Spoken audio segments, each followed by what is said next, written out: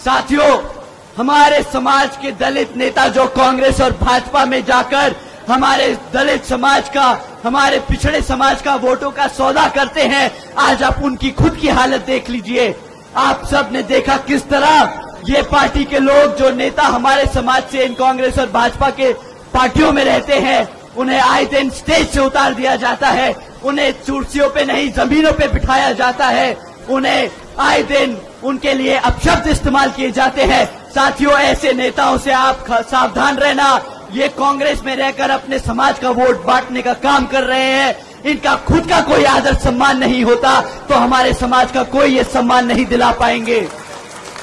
राहुल गांधी जी जो आपके बीच में घूमकर आपसे वोट मांग रहे थे, वो तो विदेश छोड़कर या देश छोड़कर विदेश भाग गए और खड़गे जी को आगे कर दिया। और खड़गे जी भी एक कदम आगे बढ़ के बोलते हैं कि ये तो आरक्षण पंडित नेहरू और गांधी जी की देन थी। मैं राहुल गांधी जी से पूछता हूं कि जब आपने हमारे समाज का वोट मांगा, तो जब ये आरक्षण के खिलाफ जजमेंट पास हुआ, तो क्यों आप इनके खिलाफ, क्यों आप सुप्रीम कोर्ट में जाके इसके खिलाफ नहीं लड़े?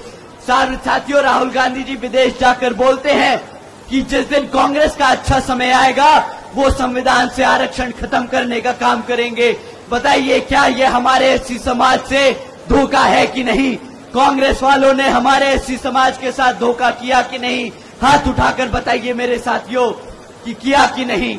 खड़गे जी जो पंडित नेहरू और गांधी जी को इसका श्रेय देते हैं, आरक्षण का श्रेय देते हैं, उनसे मैं पूछना चाहूंगा कि भाई, इन जैसे नेताओं को, जिनको बाबा साहब के संघर्ष नहीं दिखते, जिन्होंने संविधान लिखा और संविधान में हमारे एससी एसटी और पिछड़े भाइयों के लिए आरक्षण की व्यवस्था तय करी, अगर ऐसे नेताओं को, कांग्रेस को बाबा साहब का आरक्षण नहीं दिखता, तो आपको क्या लगता है हमारे समाज के लिए ये लोग आपका वोट लेकर पार्लियामेंट में, विधानसभा में हमारे समाज के लिए लड़ने का काम करेंगे कि नहीं?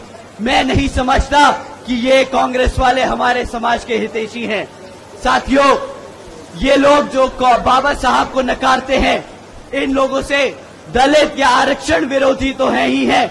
ये लोग दलित इतने विरोधी थे कि जब संविधान कमेटी के सदस्य चुने जा रहे थे, तो बाबा साहब जो इस लोकसभा से चुनकर संसद में जाने का काम कर रहे थे, तो पंडित नेहरू और गांधी जी ने वही कॉन्स्टिट्यूंसी को पाकिस्तान का हिस्सा बनाकर उन्हें पाकिस्तान भेजने का काम किया था।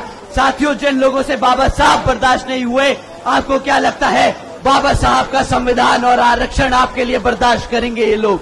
कांग्रेस साथियों, कांग्रेस पार्टी आरक्षण विरोधी थी, आरक्षण विरोधी है और आरक्षण विरोधी रहेगी। ये कांग्रेस पार्टी जिन्होंने बाबा साहब को भारत रत्न की उपाधि तक नहीं दी, इन्होंने तो मंडल कमीशन की रिपोर्ट भी लागू नहीं करी, ये लोग क्या आपको लगता है हमारे समाज के लिए लड़ेंगे? मैं आज आप लोगों को इस मंच के द्वारा मैं आप सबको बताना चाहूंगा कि राहुल गांधी जी, हुड्डा जी, कांग्रेस दलित विरोधी थे, आरक्षण विरोधी थे, दलित विरोधी और आरक्षण विरोधी हैं, दलित विरोधी और आरक्षण विरोधी रहेंगे।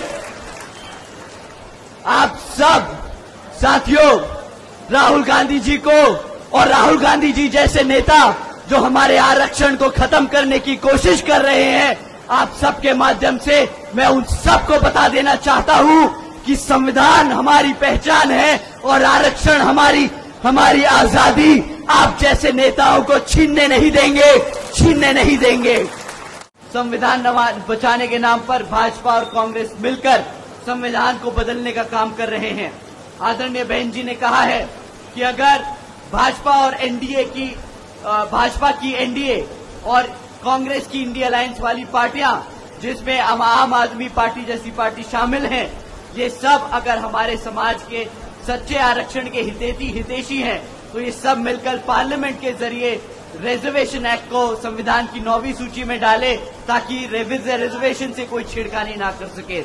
परंतु साथियों, और इसके साथ साथ आदरणीय बहन कुमारी मायावती जी और बीएसपी की ये भी मांग है कि जुडिशरी में भी अब रिजर्वेशन लागू होना चाहिए, ताकि भविष्य में ऐसे जजमेंट ना पास हो सके जिससे रिजर्वेशन के खिलाफ कोई छेड़खानी करने की कोशिश कर सके।